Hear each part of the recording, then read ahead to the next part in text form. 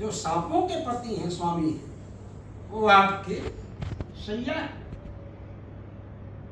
आसन और वाहन, शैया और आसन सब हो गए फणिपति। वाहन कौन है? जो विहगेश्वर। विहगेश्वर मतलब विहग माने पक्षी, उनके ईश्वर को गरुड़, वही सुपर है, समझे? तो आपके वाहन विहगेश्वर, समझे? वो कौन है विहगेश्वर? गरुड़ जी। वो वेद ही जिनकी आत्मा है, वो वेदात्मा, वेदात्मा विहगेश्वर, समझे? और यवनिका आपका पर्दा क्या है? पर्दा लगाते हैं ना, यवनिका मैंने पर्दा, वो जगत मोहिनी माया वही पर्दा है।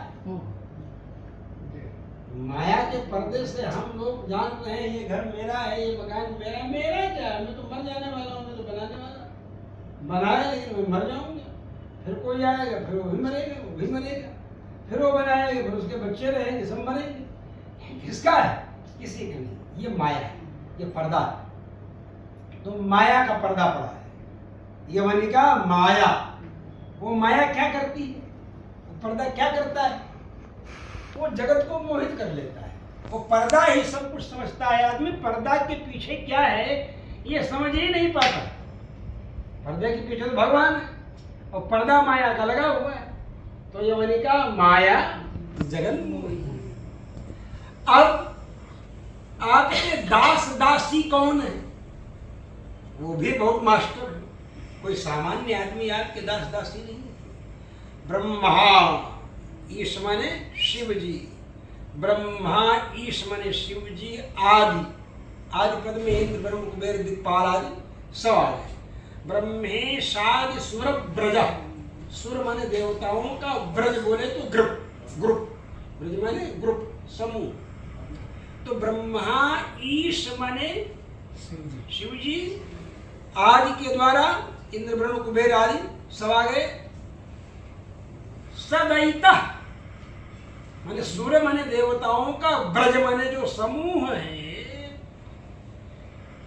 वो सदैता, स माने सहित, दैता माने प्रियाओं के सहित, समझे? सदैता उनकी जो प्रिया है, उनकी जो पत्नियां हैं, दैता प्रिया को कहते हैं, समझे?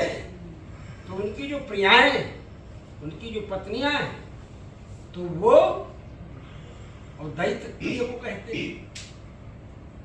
माता पिता होते स्तनया विभूति सर्वम यदेव निमेन मदन्यानाम। तो सदैत स्तुदास दासी, सदैत मतलब सपत्नी का, ब्रह्मेशाद सुरब्रज, ब्रह्मादीनाम देवानाम ब्रज समूह, ब्रह्मादि के देवताओं का जो समूह है, सपत्नी समूह है, वह आपके दास और दासी गण। तो दास दासी गण। अब मैं क्या कहूं ज्यादा?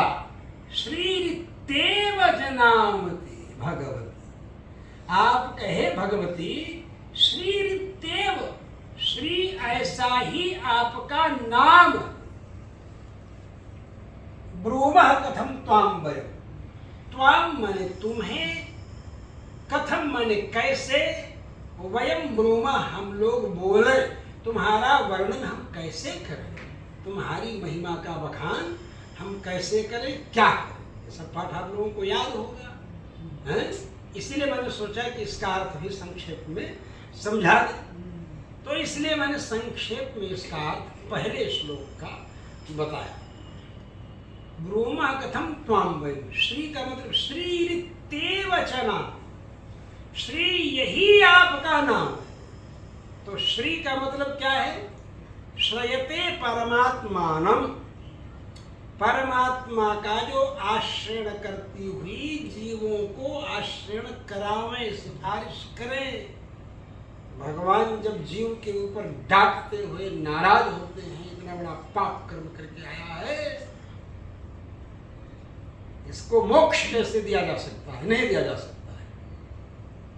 तो भगवती लक्ष्मी कहती है, जैसे बाप बच्चे को मारने दौड़े तो माँ बीच में आ जाती, खड़ी हो जाती कवच की तरह, उसी तरह से भगवती लक्ष्मी आकर के सामने कहती हैं, क्या हुआ, क्या किया है इसने? बोले इसने पाप किया है, अपराध किया। बोले अपने मन से किया है, अंतःप्रविष्टा शास्ता जनानाम सर्वात्मा आत्मा। आप ही के सांसें वेद है। वेद कहता है अंतर्यामी परमात्मा अंतःकरण में प्रवेश करके प्रेरणा देता है। आपने क्यों इसको प्रेरणा दी?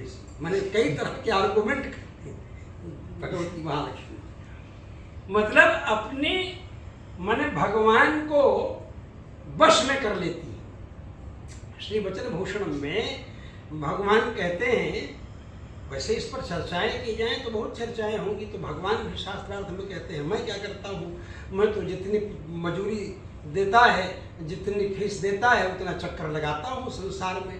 भ्रामेन सर्वभूतानि यंत्रारूढ़ानि माया, गीता में ने कहा है कि यंत्र के ऊपर झूला झुलाने वाला झुलाता तो है, झूला झूलने गए हैं ना, खूब लंबा चौड़ा चक्कर की तरह, तो झुलाता तो है, संसार में झूला तो रहा है, लेकिन अपने मन से थोड़ा झुला रहा है। जितना आप दे रहे हैं उसको उतना झुला रहा है। अगर 20 रुपए में चक्कर लगाएगा 10 मिनट का, तो 40 रुपए में 20 मिनट का चक्कर लगाएगा, खिलाएगा। तो उसी तरह इसकी कर्मों की मजदूरी है, तो कर्मों की मजदूरी किया है, जैसे कर्म किया है वैसे ही प्रेरणा से वैसे कर्म इसके होते गए, वैसा ही कर्म किया है इसने। तो बोले इसका मतलब क्या है, पहले कैसे कर्म किया था, स्टार्टिंग कैसे हुई थी? स्टार्टिंग में तो तुम ही प्रेरणा किए होगे, सबके आदमी जब आप ही हैं तो उसके आदमी आप नहीं हैं। शास्त्रार्थ होता है लक्ष्मी जी का और भगवान का, जीवात्मा की रक्षा करने की माँ भगवती लक्ष्मी जी बोलती है। क्या करेंगे ऐसे आप कहेंगे, अरे आप उसकी तरफ क्या देखते हैं, आप अपनी तरफ देखिए। बोले अपनी तरफ क्या देखें? शीशा में मुँह देखिए, शीशा में क्या देखें आखिर? बोले मेरी आंखों में देखो, आंखों में भगवान देखते हैं, आंखों में देखते हैं तो उनको अपना चेहरा दिखाई पड़ता है। आंख में चेहरा दिखाई पड़ता है, सामने किसी भी आदमी के सामने आंख में जाओ देखो तो तुम्हारा चेहरा दिखेगा कि नहीं दिखेगा? तो भगवती लक्ष्मी की आंख जब भगवान को अपना चेहरा दिखता है और अपने चेहरे में उनकी खुद की आंख दिखती है, अपने चेहरे में उनकी खुद की आंख दिखती है, और उनकी खुद की आंख से जब खुद को देखते तो फिर क्या पूछना है? फिर क्या देख रहे हो? लक्ष्मी जी पूछते हैं। बहुत ध्यान से जब देखते हैं भगवती की आंखों में तो बोलती है लक्ष्मी जी क्या देख रहे हो? बोले अपने को देख रहा हूँ। बोले अपने में क्या देख रहे हो?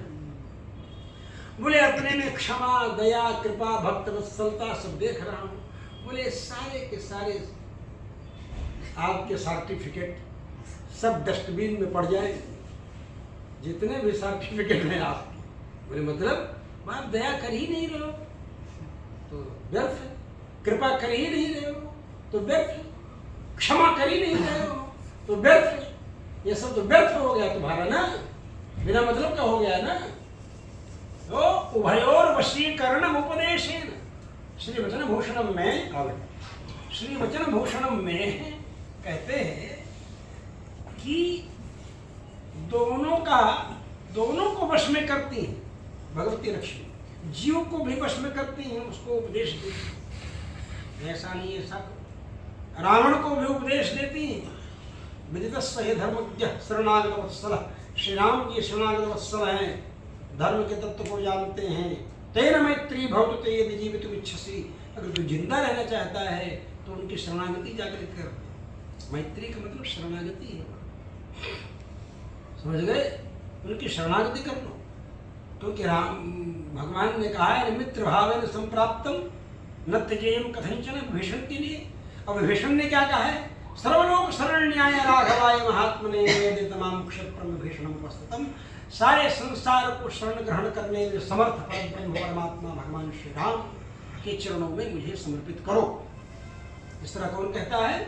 भीषण। तो कहते हैं कि चरणों में समर्पित करो, चरणों में समर्पित करो। सर्वलोक शरण्याय, सर्वलोक शरण्य, सारा संसार जिनकी शरण में जाए, ऐसे भगवान।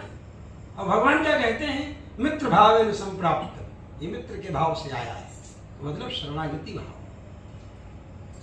विष्णु तो ये कह रहा है। तो बात यह है कि मित्र जो है कोई भी भेद नहीं रखता अंतःकरण में, अपने मित्र को अपने काले कारनामे भी बता देता है। बोलो, अपने बाप से नहीं बताएगा, नहीं बताएगा, अपनी माँ से भी नहीं बताएगा, लेकिन अपने दोस्त से अपने काले कारनामे भी बयान कर देगा, बता देगा। तो शरणागत जीव जो होता है वो भगवान के सामने खुल करके सब कुछ कह देता है। कॉन्फेस बोलते हैं ना उसको अंग्रेजी। तो उसी तरह से परमात्मा के चरणों में सब कुछ आप बोल दीजिए स्पष्ट। भगवान आपको देखना चाहते, चालबाजी तो नहीं कर रहे हैं। चालबाजी अगर बाप भी करे तो भगवान को पसंद नहीं, समझे। दशरथ जी ने पहले तो 500 राजाओं को इकट्ठा कर लिया और राम जी को कल युवराज बनाएंगे, सबने नजर थपथपा करके प्रस्ताव पास कर दिया ध्वनि मत से, जय जयकार करते हुए। राम जी ने स्वीकार कर लिया, सब कुछ हुआ। फिर राम जी को बुलवाया विश्व सुमंत्र से। फिर राम जी आए तो राम जी से कहते, देखो भाई, यद्यपि मैं जानता हूँ कि भरत जो है तुमको बहुत मानते हैं, लेकिन किन्न चित्तम मनुष्याणां, मनुष्यों की चित्त को कौन जानता है, इसलिए विप्रोषितस्य भरतो यावदेव पुराजितः, जब तक भरत नगर से दूर है, ननिहाल में है, तब तक तुम अपना युवराज पद पर अभिषेक करवा लो। बस ये चालबाजी अपने पिताजी की राम जी को पसंद नहीं है। राम जी तो कहते हैं, निर्मल मन जन सो मोहि पावा, मोहि कपट छल छिद्र न भावा। तो बाप भी अगर चालबाजी करने लगे तो भगवान ने सोचा कि पिताजी हमसे बोल रहे हैं ऐसा, मैंने पिताजी भी भरत को नहीं समझ पाए कि भरत क्या है। अच्छा, तो मैं ऐसी माया रचूंगा कि सारी दुनिया ही जान जाएगी कि भरत क्या है। बस तत्काल पूरी योजना बना दिया, सरस्वती को आदेश दे दिया, जाकर के अब बुद्धि बदल नहीं सकती। कैकेयी की बुद्धि में बदलने में सामर्थ्य नहीं है सरस्वती, आखिर तो भरत की माँ है, तो किसकी बुद्धि बदली जाए। मंथरा की बुद्धि में परिवर्तन किया जाए।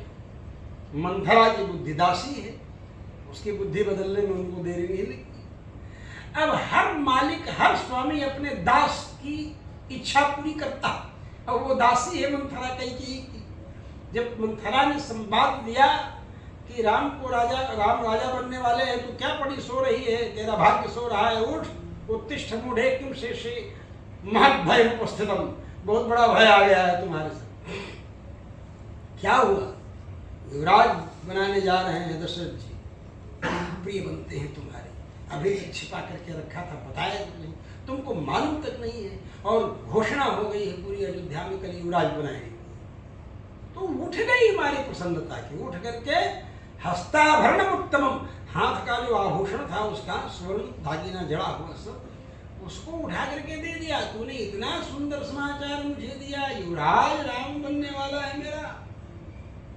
उसने फेंक दिया मंथरा ने, कहा तू ही रख इसको, तू जान नहीं रही तेरे ऊपर कितनी बड़ी विपत्ति है। फिर भी नहीं मानी, कई बार कहा। वाल्मीकि रामायण आप लोग पढ़ोगे तो उसमें सारे वृत्तांत का वर्णन अयोध्याकांड में आपको मिलेगा। अंत में एक सूत्र उसने कहा जिसके कारण मान गई। स्त्रियों में एक दोष बहुत तगड़ा होता है, वो क्या होता है, वो सौतिया डाह। सौतिया डाह जानते हो, सौत को बर्दाश्त नहीं, सौत का वैभव बर्दाश्त नहीं होता।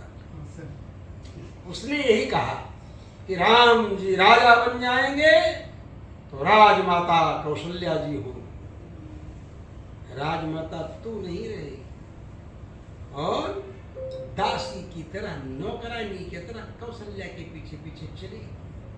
और फिर तूने अपने सौंदर्य के मद में जो अपमान किया है कौशल्या का, दशरथ जी ज्यादा समय कैकेयी के ही भवन में दिया करते थे ना, तो वो सब कसक चुका ली। तब बस अद्य रामं वितः क्षिप्रं वनं प्रस्थापयाम्यहम्, कहती है कैकेयी आज ही मैं राम को यहाँ से वन में भेज दूँ। जब तक राम वन में नहीं जाएंगे मैं न खाऊंगी, न पीऊंगी, न कुछ। सोच लिया मंथरा ने कि काम हो गया। भगवान इधर सोच रहे हैं काम हो गया, राम जी सोच रहे हैं काम हो गया। अब दुनिया जान जाए कि भरत क्या है, नहीं तो दुनिया कैसे जाने।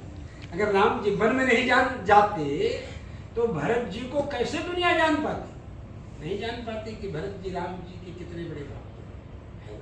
तो राम जी ने सोचा कि पिताजी नहीं जान रहे हैं तो सारी दुनिया ही जान जाएगी।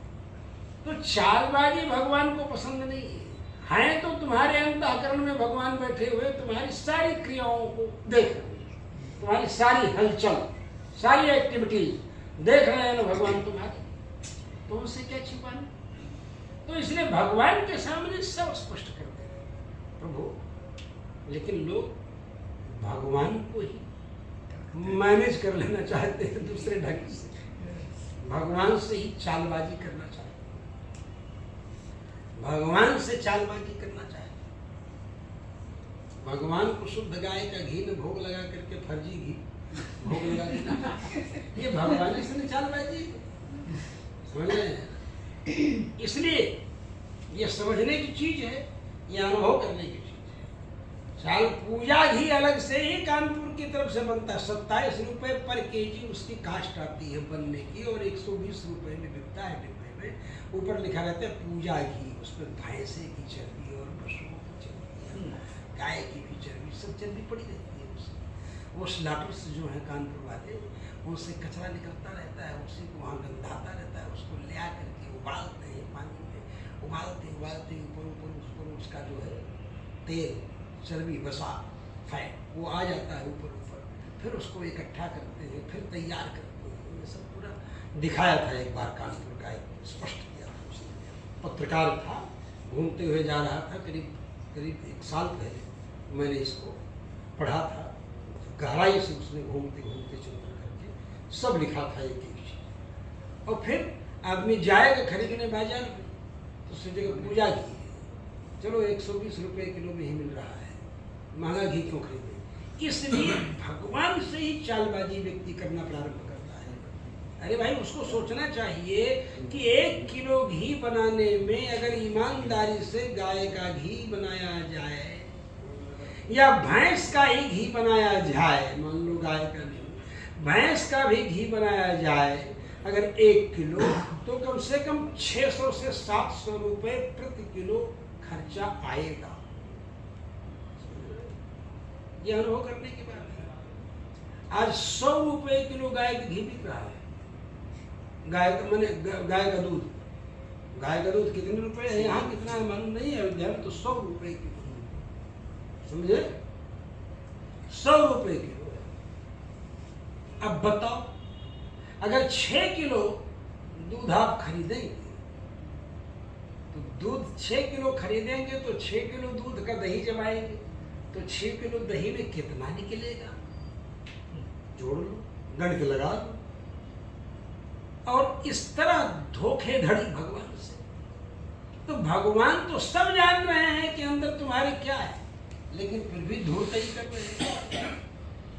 धूर्तई फिर भी ऐसे अपराधियों को, पापियों को भी क्षमा करने की, करुणा करने की, कृपा करने की हिम्मत जिसमें होती है, माँ तो वही कहला सकती है। ऐसे अपराधी जो सताते थे ब्राह्मण, कहाँ पर, लंका, माँ कृपा करके लंका जाती, जान लीजिए, राक्षसों पर कृपा कर, नहीं गई होती तो राक्षसों का उद्धार नहीं होता, राक्षसियों पर कृपा करती हैं भगवती। तो ईशत्व करुणा, हे लक्ष्मी जी, आपकी ईशत माने थोड़ी सी, त्वत माने तुम्हारी, ईशत्व, ईशत माने थोड़ी सी, ईशत थोड़ी, त्वत तुम्हारी, करुणा, करुणा से भरी हुई निरीक्षण माने दृष्टि, उसके अमृत से, समझे, संदुक्षण माने जो कष्ट है, पीड़ा है, दुख है, उससे रक्षा हो जाती है, समझ गए। अब आगे बोलते यस्यास्ते महिमानमात्मनैव त्वद्वल्लभोऽपि प्रभुर्। आत्मा की तरह तुम्हारे वल्लभ प्रियतम अत्यंत प्रियतम भगवान जो विष्णु है, नारायण भगवान है, वो यस्याहते जिस तुम्हारी महिमा को तुम्हारी आत्मा के समान परम प्रियतम होते हुए भी आत्मनैव त्वद्वल्लभोऽपि तुम्हारे पति होते हुए भी, भतार होते हुए भी, प्रभु माने समर्थ होते हुए भी, नारम मातुम यत्तया निरवधिम नित्यानुकूलम स्वतः, नारम मातुम यत्तया निरवधि, तुम्हारी महिमा की निरवधि, निरवधि महिमा ने अनलिमिट, जिसको कोई सीमा नहीं है, जिसकी कोई सीमा नहीं, कोई सीमा नहीं। किसकी सीमा नहीं? बोलो भाई, बताओ।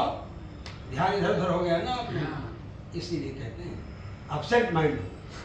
इसलिए बता रहा हूँ क्योंकि आप भी टीचिंग करते हैं और मैं भी टीचिंग कर रहा हूँ, तो मुझे तो बहुत जल्दी अध्ययन करने कराने का अनुभव है, एक्सपीरियंस है। भगवती लक्ष्मी की करुणा, समझ रहे हैं?